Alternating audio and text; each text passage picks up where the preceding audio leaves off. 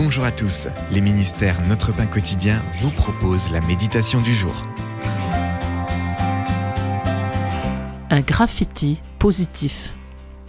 Jeune homme, le journaliste Sébastien Junger a parcouru les États-Unis en écrivant au sujet de ses pérégrinations.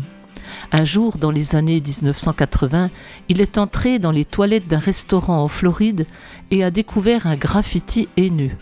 Il ciblait surtout les immigrants cubains. Mais un message, apparemment d'un Cubain, ressortait. « Dieu merci, le reste du pays est chaleureux et bienveillant, il m'a accueilli en 1962. » Junger a alors fait remarquer, sur le mur de ses WC, pour hommes, se trouvait le pire et le meilleur de l'Amérique. Comment répondre aux messages toxiques sur lesquels nous tombons si souvent ?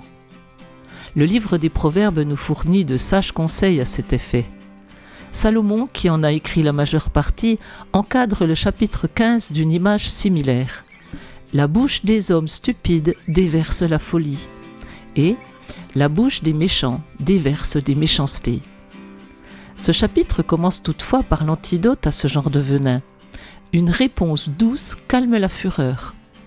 Salomon observe aussi « Une parole porteuse de guérison est un arbre de vie ». La patience est toujours de mise. Le cœur du juste médite avant de répondre.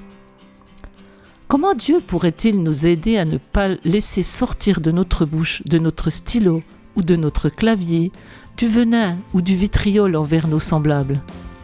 Selon les Proverbes, une parole dite à propos est agréable.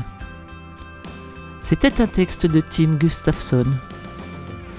Comment réagissez-vous quand vous voyez ou entendez des propos haineux ? Comment pourriez-vous réagir différemment la prochaine fois ? Père, comme je suis prompt à réagir avec colère, guide-moi par ton esprit et aide-moi à peser sagement mes mots.